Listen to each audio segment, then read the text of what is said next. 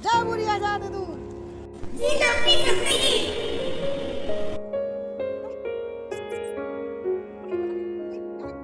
इसका नाम क्या है? भूरी। ये कौन सी जगह है? आपको याद है कि ये कुछ महीनों पहले तक बीमार थी? इसको क्या प्रॉब्लम थी? ट्यूमर थे। कितने ट्यूमर थे इसको? 2 ट्यूमर थे। अब मैं इसको लेकर गई थी 20 मई को पहली बार, और उसके पहले 2 कीमो भी लगवाए थे मैंने।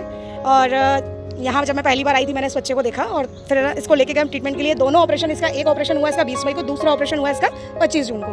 अब ये कैसी है? आपको आज मिल रही है करीब 2 महीने आज हो चुके हैं पूरे इसको। अभी कैसी है ये? इसको देखकर आपको कैसा महसूस हो रहा है? अच्छा लग रहा है और पहचान भी गई हमको। ये जो स्ट्रीट डॉग थी इसका नाम क्या था? जिसको हमने रेस्क्यू किया था 20 मई को। इसका ऑपरेशन 2 ऑपरेशन करवाए थे हमने ट्यूमर के। क्या आप लोगों से या आपकी सोसाइटी से हमने 1 रुपया भी लिया? किसी की तरह का कोई सहयोग हमको नहीं मिला आपके यहाँ से। लेकिन ये जिम्मेदारी मुझे 50 किलोमीटर से आके निभानी पड़ी, जबकि ये जिम्मेदारी यहाँ के लोगों की थी कि आपके आसपास रहने वाले बेजुबानों की जो इलाज है और जो भूख की व्यवस्था वो आप लोगों को करनी थी। लेकिन फिर भी आप लोगों ने अपनी जिम्मेदारी नहीं निभाई।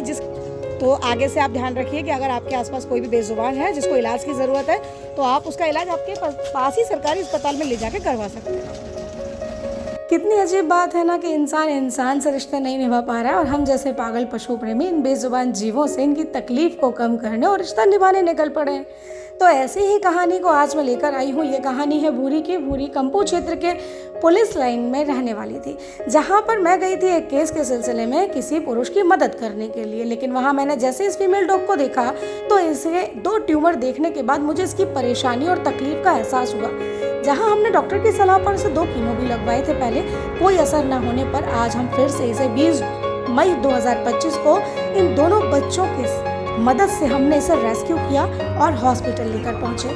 हॉस्पिटल ले जाने के बाद हमें डॉक्टर ने इसे ऑपरेशन की सलाह दी।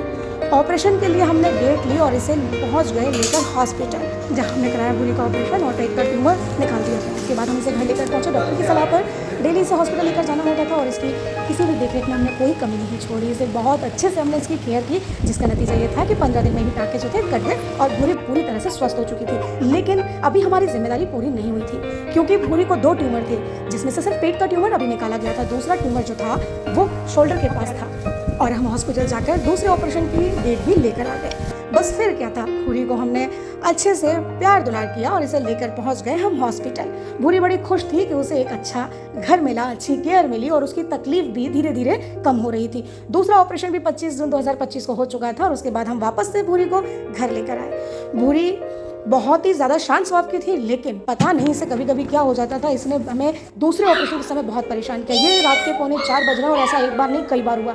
ये अपने पैर के नाखूनों से कई बार जो स्टिचेस हैं वहाँ नुकसान पहुँचाने की कोशिश करती थी, जिसको रात भर मैं और मेरे हस्बैंड इसको देखा करते थे, इसकी केयर करते थे कि इसके टाँके किसी भी तरह से ख़राब ना हो जाए। तो घर में जो भी दवा डॉक्टर ने बताई थी उससे हम इसको स्प्रे कर दिया करते थे। अपनी जिम्मेदारी को पूरे श्रद्धा के साथ निभाया और इसी का नतीजा था कि भूरी पूरी तरीके से स्वस्थ होने लगी थी और 11 जुलाई को भूरी के दूसरे ऑपरेशन के स्टिचेस भी कटने वाले थे। बस जैसे ही स्टिचेस कटे भूरी पूरी तरह से स्वस्थ हुई। हमने इसे रिलीज़ करने का सोचा, लेकिन जैसे रिलीज़ करने का सोचते थे मन दुखी हो जाता था, क्योंकि इस बच्ची ने 2 महीने हमारे साथ बिताए हैं। अब इसे रिलीज़ करना पड़ेगा ये सोचकर मन दुखी होता था, लेकिन ये सोचकर भी हम खुश थे कि हमने किसी जीव की जान बचाने में पूरा प्रयास किया।